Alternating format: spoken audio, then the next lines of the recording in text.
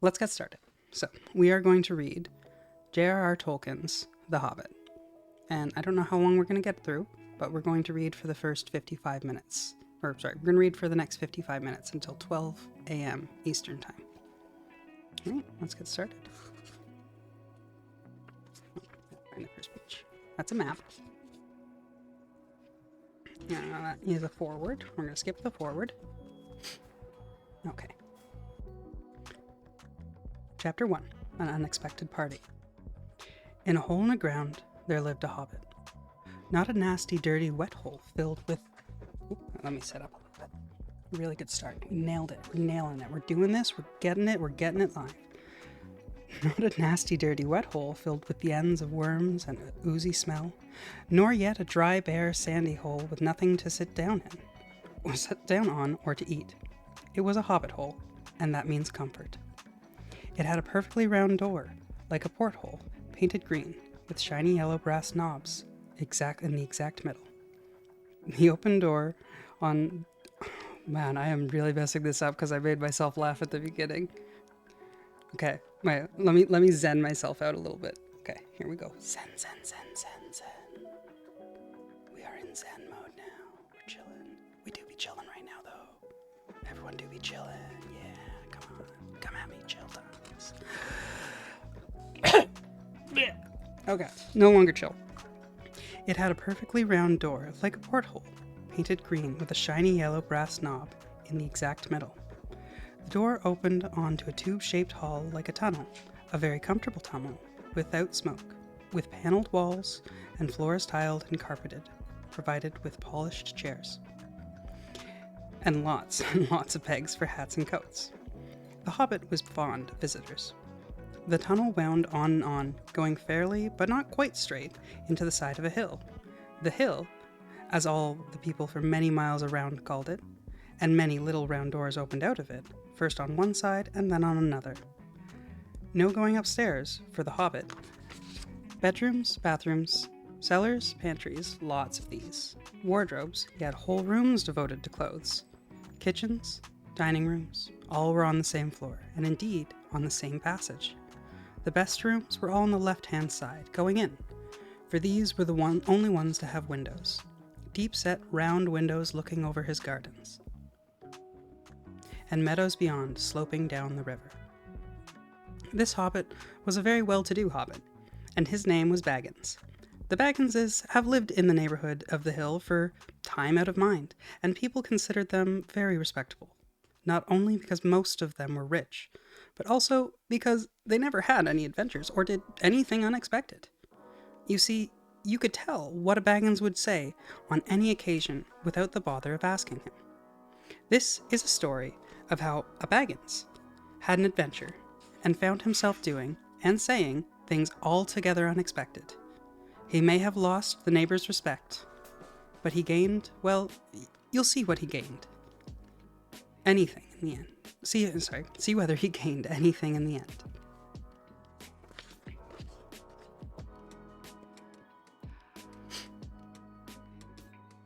The mother of our particular hobbit. What is a hobbit? I suppose hobbits need some description nowadays, since they have become rather rare and shy of the big people, as they call us. They are, or were, a little people, about half our height and smaller than the bearded dwarves. Hobbits have no beards. There is little or no magic about them, except ordinary everyday sort, which helps them to disappear quietly and quickly when large stupid folk like you and me come blundering along, making a noise like elephants, which they can hear a mile off. They are inclined to be fat in the stomach.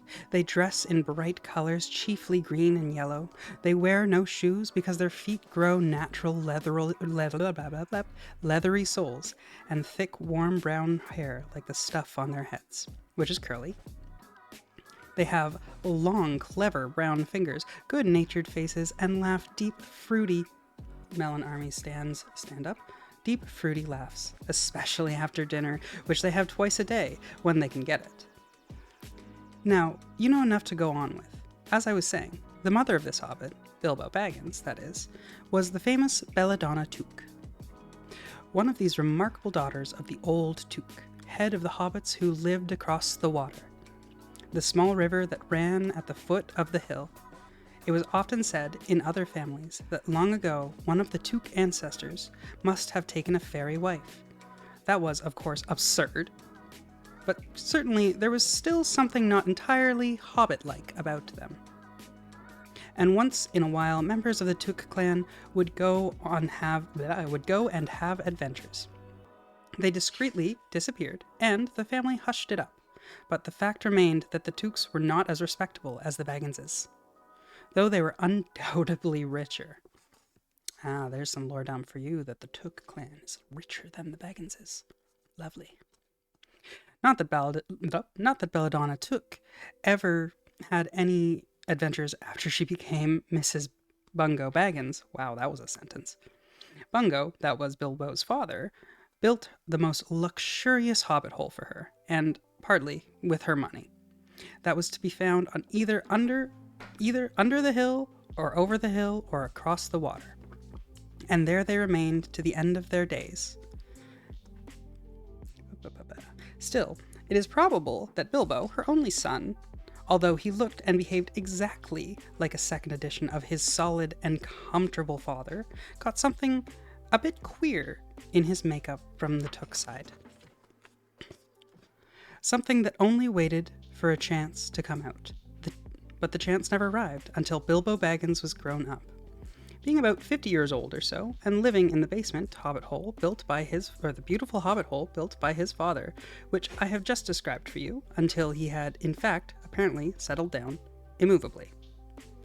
By some curious chance, one morning long ago in the quiet of the woods, where there was less noise and more green, and the hobbits were still numerous and prosperous, and Bilbo Baggins was standing at his door after breakfast, smoking an enormous long wooded pipe that reached nearly down to his woolly toes that were neatly brushed, Gandalf came by. Hype, hype, hype, Gandalf, hype. Gandalf! If you have heard only a quarter of what I have heard about him, and I have only heard a very little of all there is to hear, you would be prepared for all sorts of remarkable tales of adventure sprouted up all over the place wherever he went in the most extraordinary fashion. He had not been down that way in the under the hill for ages and ages, not ever since the old Took died.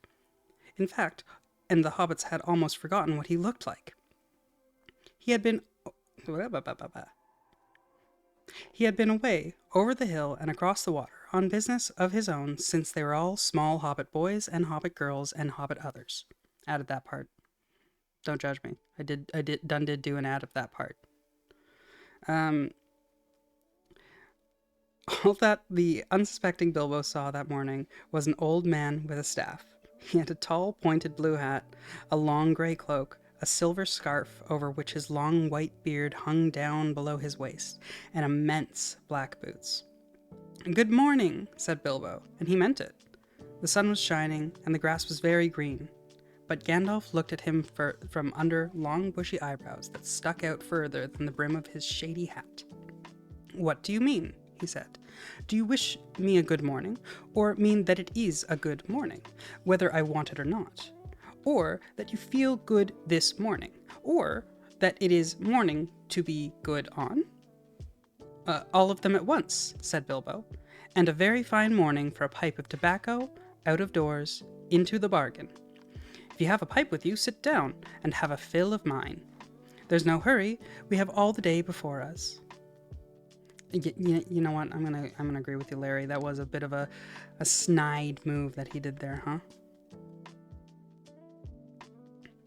Then Bilbo sat down on a seat by his door, crossed his legs, and blew out a beautiful grey ring of smoke that sailed up into the air without breaking and floated away over the hill. "Very pretty," said Gandalf, "but I have no time to blow smoke rings in the morning. I'm looking for someone to share in an adventure that I am arranging, and it's very difficult to find anyone." "I should think so in these parts. We are plain, quiet folk, and I have no use for adventures. Nasty, disturbing, uncomfortable things make you late for dinner. I can't think what anyone sees in them." said our Mr. Baggins, and stuck one thumb behind his braces and blew out another even bigger smoke ring. Then he took out his morning letters and began to read, pretending to take no more notice of the old man. He had decided that he was not quite his sort, and wanted him to go away. But the old man did not move. He stood leaning on his stick and gazing at the Hobbit without saying anything, till Bilbo got quite uncomfortable, and even a little cross. "Good morning," he said at last. We don't want any adventures here, thank you. You might try over the hill, or across the water." By this he meant that the conversation was at an end. "What a lot of things do you use good morning for?" said Gandalf. "Now, you mean that you want to get rid of me, and that it won't be good till I move off." This is going back, Larry, to him being a total not taking the hint. Gandalf is not very perceptive. Or he's very persistent. One of the other. Not at all, my dear sir. Let me see, I don't think I know your name." Yes, my dear sir, and I do know your name, Mr. Bilbo Baggins, and you do know my name, though you don't remember that I belong to it. I am Gandalf, and Gandalf means me. To think that I should have lived to be good-morninged by Belladonna Duke's son, as if I was selling buttons at the door. Gandalf? Gandalf? Good gracious me, not the wandering wizard that gave old Took a pair of magic diamond studs that fastened themselves and never came undone till ordered. Not the fellow who used to tell such wonderful tales at parties about dragons and goblins and giants and the nature of princesses and the unexpected luck of widows' sons? Not the man... Wait, I'm gonna set up. I'm slouching. I gotta stop slouching. Not the man that used to make such particularly excellent fireworks. I remember those. Old Took used to have them on his Midsummer's Eve. Splendid. Old Took used to have... Whoa, I read that line already. They used to go up like great lilies and snapdragons and laburnums of fire and hang in the twilight all evening. You will notice already that Mr. Baggins was not quite so prosy as he liked to believe. Also, that he was very fond of flowers. Dear me, he went on, not the Gandalf who was responsible for so many quiet lads and lasses going off into the blue for mad adventures. Anything from climbing trees to visiting elves, or sailing ships, sailing to other shores. Bless me. Life used to be quite you used to upset things badly in these parts once upon a time. I beg your pardon, but I had no idea you were still in business. Where else should I be? Said the wizard. All the same, I am pleased to find that you remember something about me. You seem to remember my fireworks kindly, at any rate, and that is not without hope. Indeed, for your old grandfather Took's sake, and for the sake of poor Belladonna, I will give you what you asked for. I beg your pardon, I haven't asked for anything. Yes, you have, twice now. My pardon, I give it to you. In fact, I will go so far as to send you to this adventure. Very amusing for me, very good for you, and very profitable too, very likely if you ever get over it. Sorry, I don't want any adventures, thank you. Not today. Good morning, but please come to tea. Anytime you'd like. Why not tomorrow? Come tomorrow. Goodbye. With that, the hobbit turned and scuttled inside his round green door, and shut it as quickly as he dared, not to seem rude. Wizards, after all, are wizards. What on earth did I ask him to tea for? He said to himself, as he went into the pantry. I assume one of his many pantries, because he's got lots of pantries.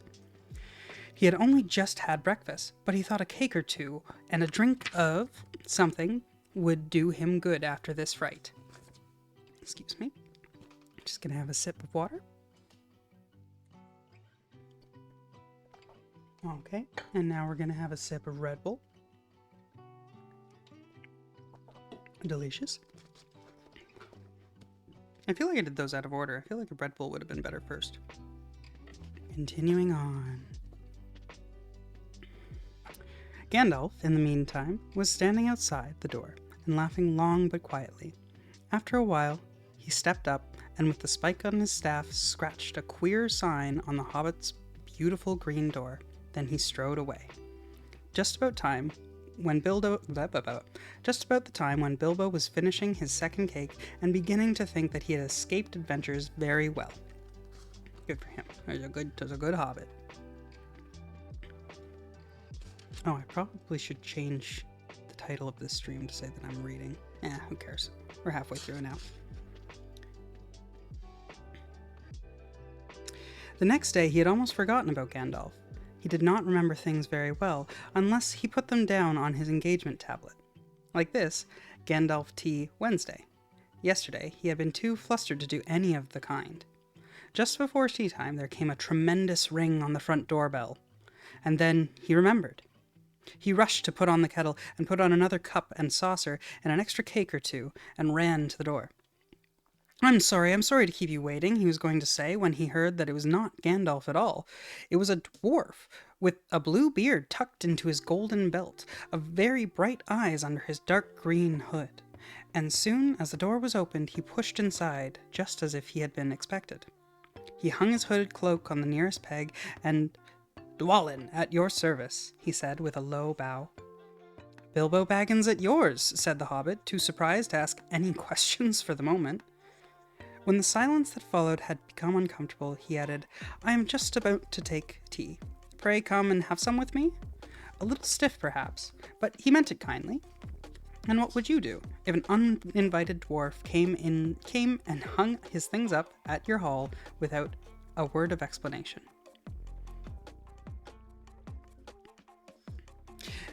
They had not been at the table long. In fact, they had hardly reached the third cake, when there came another, even louder ring at the bell.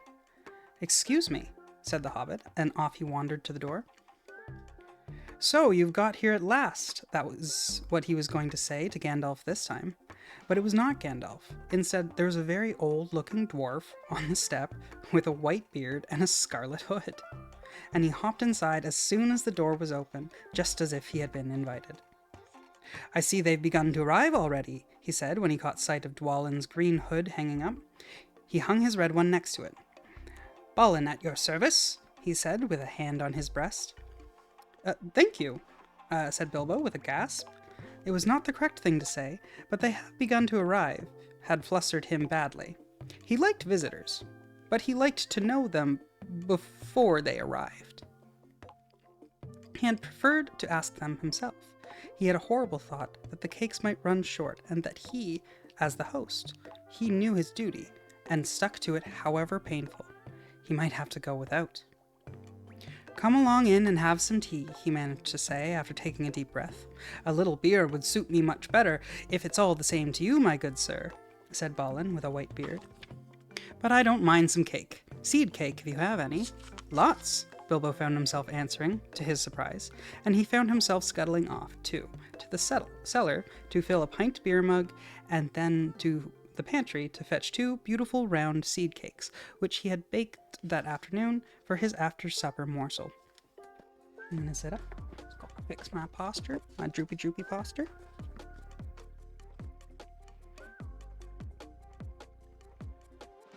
When he got back, Balin and Dwalin were talking at the table like old friends. As a matter of fact, they were brothers. Bilbo plumped down the beer and the cake in front of them, and when a loud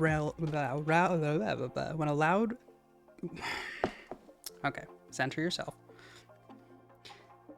When loud came a ring at the bell again, and then another ring. Gandalf for certain this time, he thought as he puffed along the passage, but it was not. It was 2 more dwarfs, both with blue hoods, silver belts, and yellow beards. And each of them carried a bag of tools and a spade. In they hopped as soon as the door began to open, and Bilbo was hardly surprised at all. "What can I do for you, my dwarves?" he said. "Keely at your service," said the one. "And Feely," added the other, as they both swept their blue hoods and bowed. "At yours and your families," replied Bilbo, remembering his manners this time. "Dwalin and Balin are already here, I see." Balin. "Let us join the throng." throng, thought Mr. Baggins. I don't like the sound of that. I really must sit down for a moment and collect my wits, and have a drink. He had only just had a sip in the corner while the 4 dwarfs sat round the table and talked about mines and gold and troubles with the goblins and the depredations of dragons and lots of things which he did not understand and did not want to, for they sounded much too adventurous. When, ding-dong-a-ling-dang, his bell rang again, as if some naughty little hobbit boy was trying to pull a handle off. Okay, Larry, you have a wonderful break, and make sure you walk safely. Don't hurt your legs if or anything like that. Someone at the door, he said, blinking. Some 4, I should say, by the sound, said Philly. Besides, we saw them coming along behind us in the distance. The poor little hobbit sat down in the hall and put his head in his hands and wondered what had happened and what was going to happen and whether they would all stay for supper. Then the bell rang again, louder than ever, and he had to run to the door. It was not 4 after all. It was 5. Another dwarf had come along while he was wandering in the hall. He had only hardly turned the knob before they were all inside, bowing and saying, "At your service," one after the other. Dory, Nori, Ori, Oin, and Gloin were their names. And very soon, two purple hoods, a grey hood, a brown hood, and a white hood were all hanging on the pegs. And off they marched with their broad hands stuck in their gold and silver belts to join the others. Already it had almost become a throng. Some called for ale, and some for porter, and one for coffee, and all of them for cakes. So the hobbit was kept very busy for a while. A big jug of coffee had just been set on the hearth. The seed cakes were gone, and the dwarfs were standing on a round of buttered scones, when there came a loud knock. Not a ring, but a hard rat-tat on the hobbit's beautiful green door. Somebody was banging with a stick. Bilbo rushed along the passage, very angry and altogether bewildered and bewuthered. This is the most awkward Wednesday he had ever remembered. He pulled open the door with a jerk, and they all fell in, one on top of the other. More dwarves, 4 more. And there was Gandalf behind them, leaning on his staff and laughing. He had made quite the dent on the beautiful door, and he had also, by the way, knocked out the secret mark that he had put there the morning before. Carefully, carefully, he said. It's not like you, Bilbo, to keep friends waiting on the mat, and then open the door like a pop gun. Let me introduce Bifur, Boffer, Bomber, and, especially, Thorin. At your service, said Bifur, Boffer, and Bomber, standing in a row, and then they hung up their 2 yellow hoods and a pale green one. And also a sky blue one with a long silver tassel.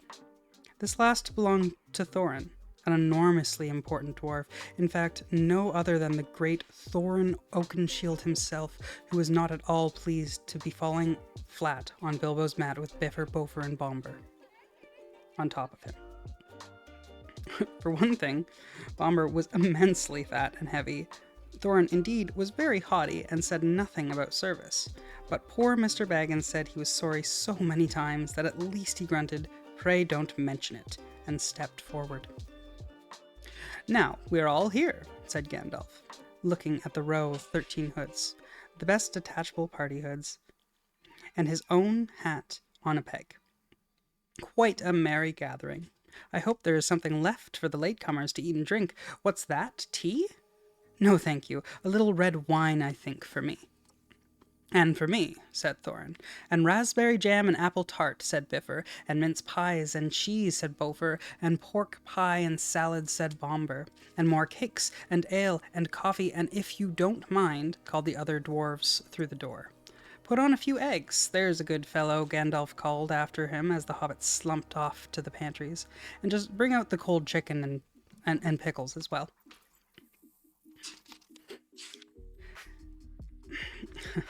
"Seems to know as much about the insides of my larders as I do myself," thought Mr. Baggins, who was feeling positively flummoxed, and was beginning to wonder whether a most wretched adventure had not come right into his house. But by the time he had gotten back, with all the bottles and dishes and knives and forks and glasses and plates and spoons and things piled high up on big trays, he was getting very hot and red in the face and annoyed. Confusticate and bebolder these dwarves, he said aloud. Why don't they come and lend a hand? Lo and behold, there stood Balin and Dwalin at the door of the kitchen, and Fili and Kili behind them, and before he could say knife, they had whisked the trays and onto a couple of small tables into the parlor and set everything afresh. I'm gonna have myself a glass of water. Hey, Panda. What's going on? You okay?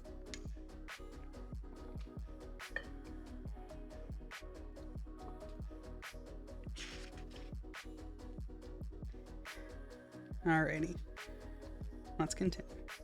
Gandalf sat alone at the head of the party, with the 13 dwarves all around, and Bilbo sat on the stool of a stool at the fireside, nibbling at a biscuit. His appetite was quite taken away, and trying to look as if this was all perfectly ordinary and not in the least an adventure. The dwarves ate and talked, and time got on, as at last they pushed their chairs back, and Bilbo made a move to collect the plates and glasses. I'm glad that you're all good. That is good, Panda. I suppose you will all stay to supper, he said in his politest, unpressing tones. Of course, said Thorin, and after we shan't get enough the business till late. Shan't get through the business till late. And we must have some music first. Now, clear up. Thereupon the 12 dwarves, not Thorin, he was too important, had stayed talking to Gandalf, jumped to their feet, and made tall piles of all the things. Off they went, not waiting for trays, balancing columns of plates, each with a bottle on top, with one hand, while the Hobbit ran after them, almost squeaking with fright. Please be careful, and please don't trouble, I can manage. But the dwarves only started to sing. Chip the glasses and crack the plates, blunt the knives and bend the forks. That's what Bilbo Baggins hates. Smash the bottles and burn the corks. I feel like I should sing this. Okay, let me see if I can bust out my chops. Oh. Chip the glass. No, I'm not going to do it. That's too much. Cut the cloth and tread on the fat. Pour the milk on the pantry floor. Leave the bones on the bedroom mat. Splash the wine on every door. Dump the crocks in a boiling bowl, pound them with a thumping pole, and once you finish, if you are whole, send them down the hall to roll. That's what Bilbo Baggins hates, so carefully with the plates. And of course, they did none of these dreadful things, and everything was cleaned up and put away, safe and as quick as lightning, while the Hobbit was turning round and round in the middle of the kitchen, trying to see what they were all doing. They went back and forth. Sorry. Let me just go back. They went back and found Thorin with his feet on the fender, smoking a pipe. He was blowing the most enormous smoke rings, and whenever he told one to go, it went up the chimney and behind the clock on the mantelpiece, or under the table, or round and round the ceiling. But wherever it went, it was not quick enough to escape Gandalf. Pop. He sent a smaller smoke ring from his short clay pipe straight through each one of Thorin's. Then Gandalf's smoke ring would go green and come back and hover over the wizard's head. He had a cloud of them about him already, and in the dim light it made him look strange and sorcerous. Bilbo stood still and watched. He loved smoke rings, and then he blushed to think how proud he had been yesterday morning of all the smoke rings he had sent up the wind and over the hill. Now for some music, said Thorin. Bring out the instruments. Kili and Fili rushed for their bags and brought back little fiddles. Dori, Nori, and Ori brought out flutes from somewhere inside their coats. Bomber produced a drum from the hall. Bifur and Bofer went out too and came back with clarinets that they had left among the walking sticks. Dwalin and Balin said, "Excuse me, I left mine on the porch." "Just bring mine in with you," said Thorin. They came back with viols as big as themselves and with Thorin's harp wrapped in a green cloth. It was a beautiful golden harp, and then Thorin struck it, and the music began all at once. Sorry, excuse me. Just... Okay. Where was I? So sudden and sweet that Bilbo forgot everything else, and was swept away into the dark lands under strange moons far over the water, and very far from his hobbit hole under the hill. The dark came into the room from the little window that opened on the side of the hill. A firelight flickered. It was April, and still they played on, while the shadows of Gandalf's beard wagged against the wall. The dark filled all the room, and the fire died down, and the shadows were lost, and still they played on. And suddenly, first one and then another began to sing as they played, deep-throated singing of the dwarves in the deep places of their ancient homes. And this is like a fragment of their song, if it can be like the song without their music. Far over the misty mountains cold, to dungeons deep and caverns old, we must away ere break of day to seek the pale enchanted gold. The dwarves of yore made mighty spells, while hammers fell like ringing bells, in place deep where dark things sleep, in hollow halls beneath the fells. For ancient king and elvish lord, their many a gleaming golden hoard, they shaped and wrought, and light they caught to hide in gems on hilt of sword. In silver necklaces they strung, the flowering stars on crowns they hung, the dragon fire in twisted wire, they meshed the lights of moon and sun. Far over the misty mountains cold, to dungeons deep and caverns old, we must away ere break of day to claim the long-forgotten gold. Goblets they carved there for themselves, and harps of gold where no man delves, and lay they long, a many a song was sung unheard by men or elves. The pines were roaring on the height, the winds were moaning in the night. The fire was red, the flaming spread, the trees like torches blazed with light. The bells were ringing in the dale, the men looked up with faces pale. Their dragon's ire, more fierce than fire, laid down their towers and houses frail. That's okay. Welcome back, Larry. And I hope your leg's okay. I'm sorry to hear that you're on crutches. I hope you recover swiftly. If it is, I'm just gonna move on. The mountains smoked beneath the moon. The dwarves, they heard a tramp of doom. Oh, call you hero instead? Okay, I'll call you hero instead.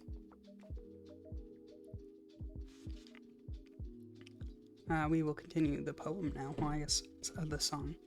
The mountains smoked beneath the moon. The dwarves, they heard the tramp of doom. They fled their hall of dying fall beneath his feet, beneath the moon. Far over the misty mountains grim, to dungeons deep and caverns dim, we must away break of day to win our hearts, harps and golds from him. As they sang, the hobbit fell for the love of beautiful things that made by hands and by cunning and by magic moving through him, a fierce and a jealous love, the desire of the hearts of dwarves. When something tookish woke up inside of him, and he wished to go and see the great mountains, and hear the pine trees and the waterfalls, and explore the caves, and wear a sword instead of a walking stick, he looked out the window. The stars were out in a dark sky above the trees. He thought of jewels of the dwarves shining in the dark caverns. Suddenly, in the wood beyond the water, a flame leapt up, probably someone lighting a wood fire, and he thought of plundering dragons settling on this quiet hill and kindling it all to flames. He shuddered, and very quickly he was plain Mr. Baggins, a Bag End, Underhill, again. He got up, trembling. He had less than half a mind to fetch the lamp, and more than half a mind to pretend to, and go and hide behind the beer barrels in the cellar, and not come out again until all the dwarves had gone away. Suddenly, he found that the music and the singing had stopped, and they were all looking at him, with eyes shining in the dark. "Where are you going?" said Thorin, in a tone that seemed to show that he guessed both halves of the hobbit's mind. "What about a little light?" said Bilbo apologetically. "We like the dark," said all the dwarves. Dark for dark business. There are many hours before the dawn. Of course, said Bilbo. He sat down in a hurry. He missed the stool and sat in the fender, knocking over the poker and shovel with a crash. Hush, said Gandalf. Let Thorin speak. And this is how Thorin began. Just gonna sit up. I'm gonna do a quick stretch. Just a reminder to everyone that if you are relaxing and having a good time, just grab yourself some tea or some water, or make sure you're nice and warm and you're just in a good space.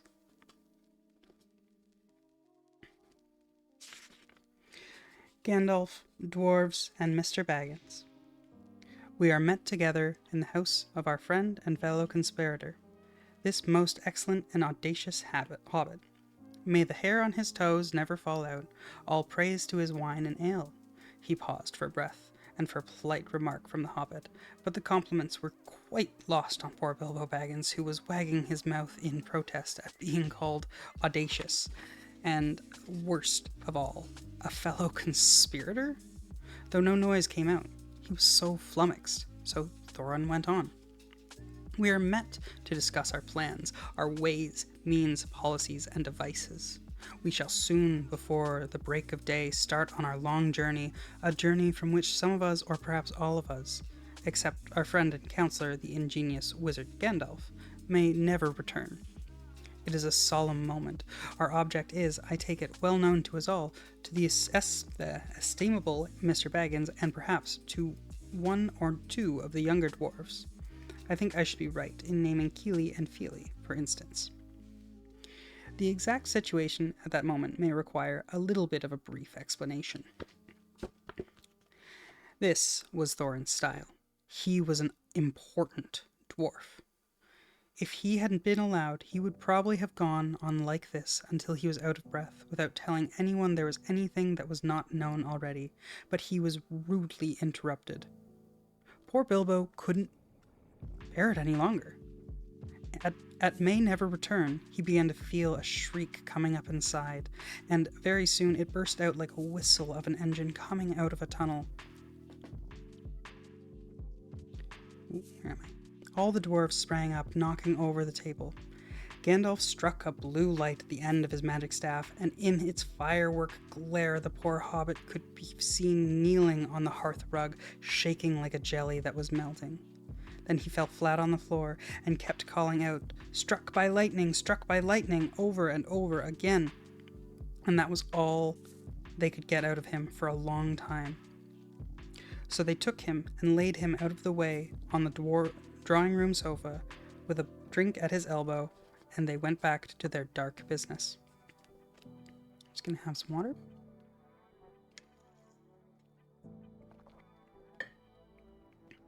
Excitable little fellow, said Gandalf, as they sat down again.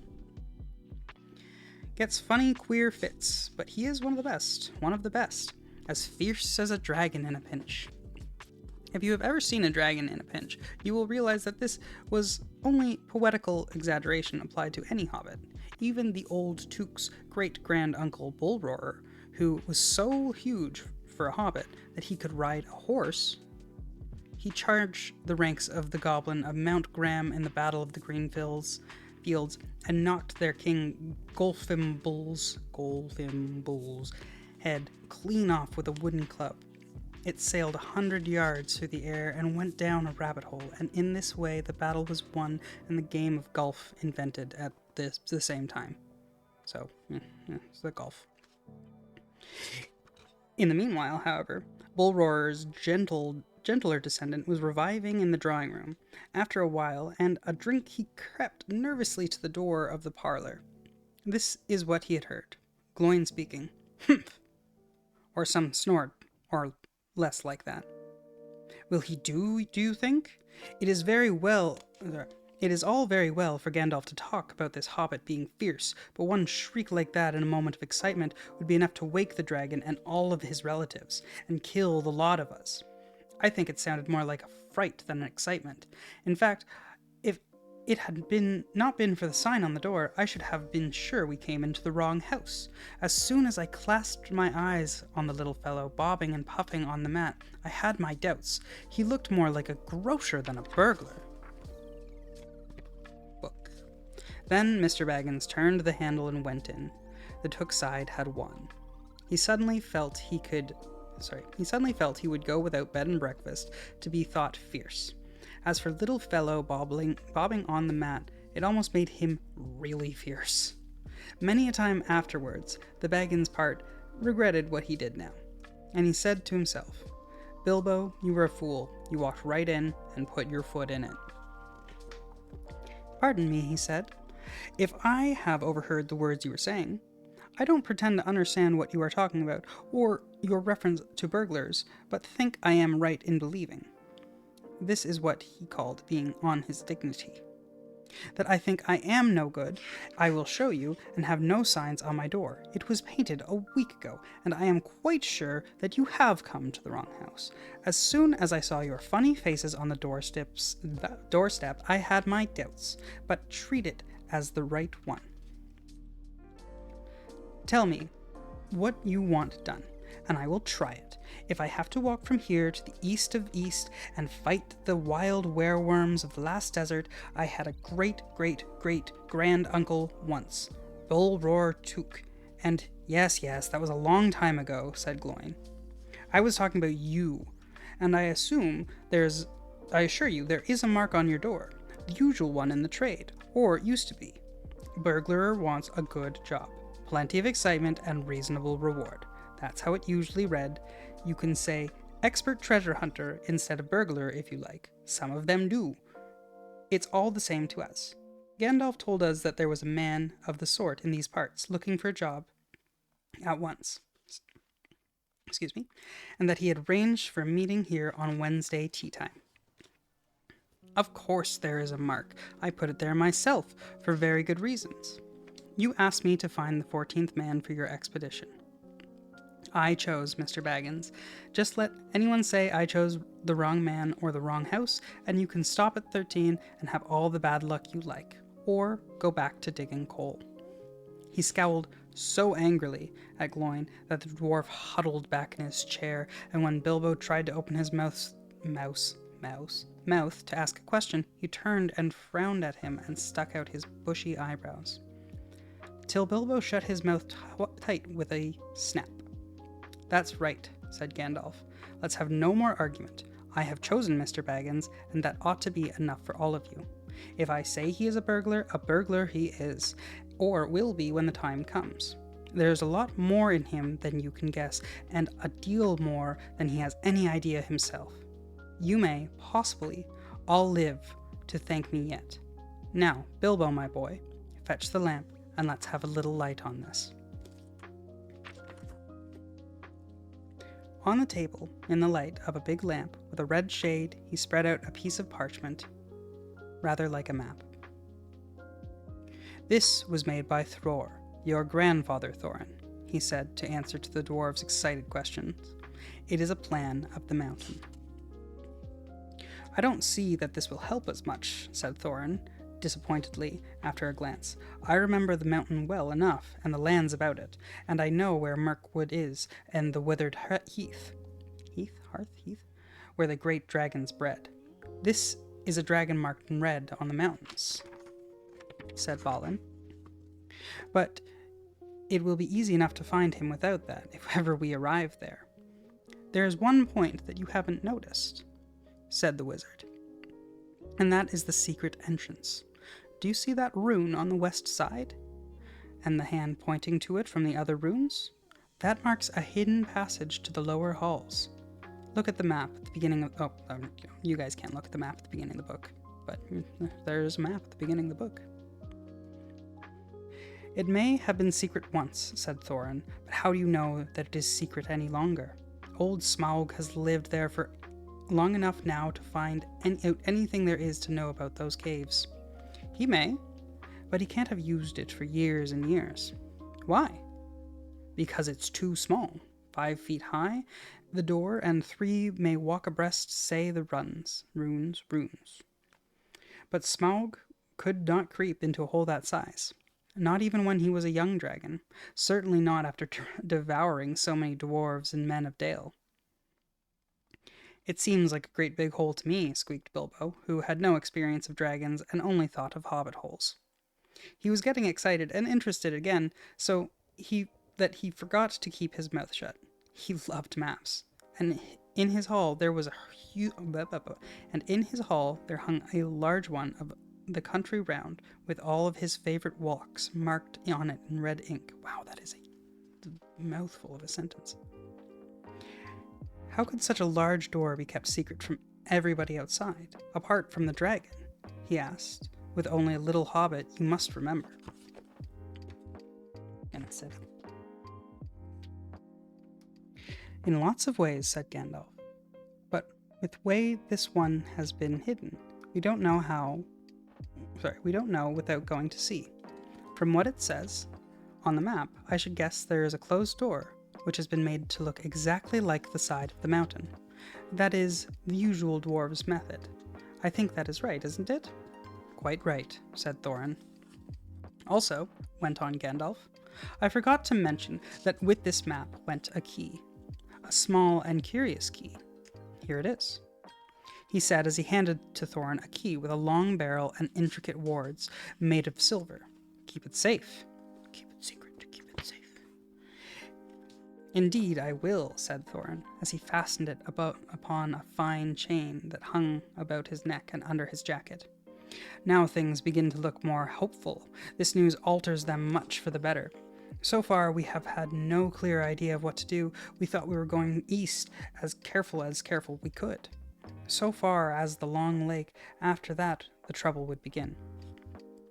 A long time before that, if I know anything about the roads east, interrupted Gandalf, we might go there up along the rivers running, went on Thorin, taking no notice, and so to the ruins of Dale, the old town in the valley there, under the shadow of the mountain. But we, none of us, liked the idea of the front gate. The river runs right out of it and through the great cliff at the south of the mountain, and out comes the dragon, too, far too often, unless he has changed his habits. That would be no good, said the wizard. Not without a mighty warrior, even a hero. I tried to find one, but warriors are busy fighting one another in distant lands, and in this neighborhood heroes are scarce, or simply not to be found. Swords in these parts are mostly blunt, and axes are used for trees, and shields as cradles or dish covers, and dragons are comfortably far off, and therefore legendary. That is why I settled on burglary, especially when I remembered the existence of a side door, and here is our little Bilbo Baggins, the chosen and selected burglar. So now, let's get on and make some plans. How much longer is the chapter? We should finish. It'll be a little bit past 12 before we finish, but that should be fine.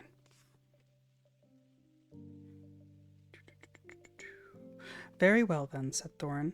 Supposing the burglar expert gives us some ideas or suggestions. He turned with mock politeness to Bilbo. First, I should like to know a bit more about things, said he, feeling all confused and a bit shaky inside, but so far still tookishly determined to go on with things. I mean, about the gold and the dragon and all that, and how it got there, and who it belongs to, and so on and further. Bless me, said Thorin. Haven't you got a map? And didn't you hear our song? And haven't we been talking about all this for hours? All the same, I would like it all plain and clear. And he obstinately putting on his business manner, usually reserved for people who tried to borrow money off of him, and doing his best to appear wise and prudent and professional and live up to Gandalf's recommendation. Also, I should like to know about risks, out-of-pocket expenses, time required and remuneration, and so forth.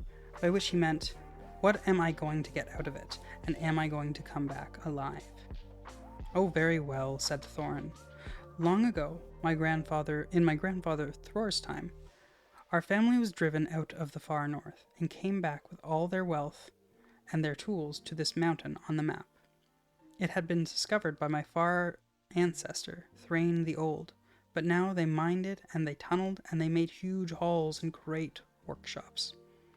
And in addition, I believe they found a good deal of gold, and great many jewels too. Anyway, They grew immensely rich and famous, and my grandfather was king under the mountain, and treated with great reverence by the mortal men who lived to the south, and were gradually spreading up the running river as far as the valley overshadowed by the mountain. They built the merry town of Dale. There in those days kings used to send for our smiths and reward even the least skilful most richly. Fathers would beg us to take their sons as apprentices and pay us handsomely, especially in food supplies, which we never bothered to grow or to find for ourselves. Altogether, those were good days for us, and the poorest of us had money to spend and to lend, and leisure to make beautiful things just for the fun of it, not to speak of the most marvelous and magical toys, the like of which is not found in the world nowadays. So my grandfather's hall became full of armor and jewels and carvings and cups, and the toy market of Dale was a wonder of the north. Undoubtedly, this is what brought the dragon. Dragons steal gold and jewels, from men and elves and dwarves, wherever they can find them. And they guard their plunder as long as they live, which is practically forever unless they are killed, and never enjoy a brass ring of it. Indeed, they hardly know a good bit of work from a bad, though they usually have a good notion of the current market value, and they can't make a thing for themselves, not even mend a little loose scale of their armor. There were lots of dragons in the north in those days, and gold was probably getting scarce up there, and with the dragons flying south or getting killed, and all the general waste and destruction that dragons make going from bad to worse. There was a most specially greedy, strong, and wicked worm called Smaug. One day he flew up into the air and came south. The first we heard of it was a noise like a hurricane coming from the north, and the pine trees on the mountain creaked and cracking in the wind. Some of the dwarves who happened to be outside, I was luckily a fine adventurer lad in those days, always wandering about, and it saved my life that day. That's a weird aside. The aside threw me off. Well, from a good way, let me reset. Where are we? Well, from a good way off, we saw the dragon settle on our mountain in a spout of flame. Then he came down the slopes, and when he reached the woods, they all went up in fire. But by that time, all the bells were ringing in Dale, and their warriors were arming. The dwarves rushed out of their great gate, but there was a dragon waiting for them. None escaped that way. The river rushed up the stream, and fog fell on Dale, and in the fog the dragon came on them and destroyed most of their warriors. The usual unhappy story. It was only too common in those days. Then he went back and crept in through the front gate, and routed out the main halls, and lanes and tunnels, alleys, cellars, mansions, and passages. After that, there were no dwarves left alive inside, and he took all their wealth for himself. Probably, for that is the dragon's way. He has piled it all up in great heaps far inside, and sleeps on it for a bed. Later, he used to crawl out of the great gate and come by night to Dale to carry away people, especially maidens, to eat, until Dale was ruined, and all those people dead or gone. What goes on there now, I don't know for certain, and I don't suppose anyone lives nearer to the mountain than the far edge of the long lake nowadays. The few of us that were well outside sat and wept in hiding, and cursing Smaug, and there we were unexpectedly joined by my father and grandfather with singing beards. They looked very grim, but they said very little. When I asked how they had got away, they told me to hold my tongue and said that one day, in the proper time, I should know. After that, we went away. And we have had to earn our livings as best as we could up and down the lands, often sinking as low as blacksmith work or even coal mining. But we have never forgotten our stolen treasure, and even now, when I will allow we have a good bit laid by and are not so badly off. Here, Thorin stroked a gold chain around his neck. We still mean to get it back, and to bring our curses home to Smaug, if we can. I have often wondered about my father and grandfather's escape, I see now that they must have had a private side door, which only they knew about. But apparently, they made a map. And I should like to know how Gandalf got hold of it, and why it did not come down to me, the rightful heir. I did not get hold of it. I was given it, said the wizard. Your grandfather, Thror, was killed, you remember, in the mines of Moria by Azog the goblin. Curse his name, yes, said Thorin. And Thrain, your father went away on the 21st of April, 100 years ago, last Thursday, and has never been seen by you since. True, true, said Thorin. Well, your father gave me this to give to you, and if I have chosen my own time, and way for handing it over, you can hardly blame me, considering the trouble I had to find you. Your father could not remember his own name when he gave me the paper, and he never told me yours. So on the whole, I think I ought to be praised and thanked. Here it is, he said as he handed the map to Thorin. I don't understand, said Thorin, and Bilbo felt he would have liked to say the same. The explanation did not seem to explain. Your grandfather, the wizard said slowly and grimly, gave this map to his son for safety before he went to the mines of Moria.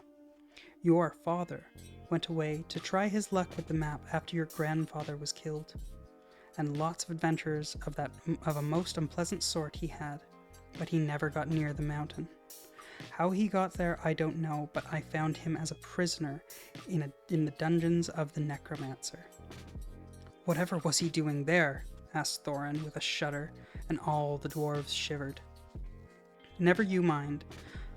I was finding things out, as usual, and a nasty, dangerous business it was. Even I, Gandalf, only just escaped. I tried to save your father, but it was too late. He was witless and wandering and had forgotten almost everything except the map and the key. We have long ago paid the goblins of Moria, said Thorin. We must give a thought to the necromancer. Don't be absurd. He is an enemy far beyond the powers of all the dwarves put together, if they could all be collected again from all the four corners of the world. The only thing your father wished was for his son to read the map and to use the key. The dragon and the mountain are more than big enough a task for you.